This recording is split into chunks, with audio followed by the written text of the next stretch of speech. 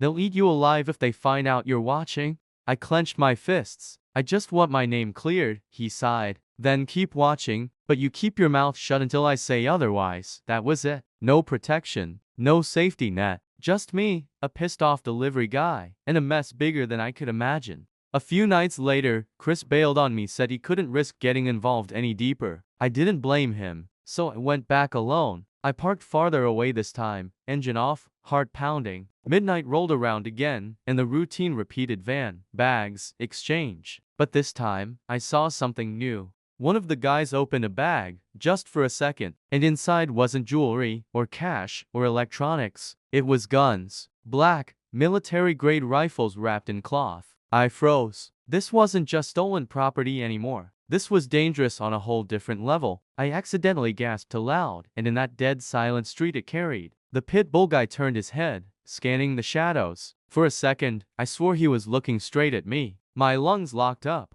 Then the tall one called him, and they went back to work. But I knew if I kept this up, sooner or later, they'd notice me for real. Driving home that night, I couldn't stop shaking. I thought about quitting, about running away, finding some crappy job under the table, and pretending none of this happened. But then I remembered the look on that detective's face when he basically said I was disposable. And I remembered the cold click of those cuffs. No, I wasn't running. Not this time. I texted Chris only for words: "They're moving guns now." He didn't reply. That night, lying awake in my crappy apartment, I realized something. I wasn't just some unlucky guy who got caught up in someone else's mess. I was in the middle of a story where the ending hadn't been written yet, and if I wanted it to end in my favor, I'd have to start playing a hell of a lot smarter.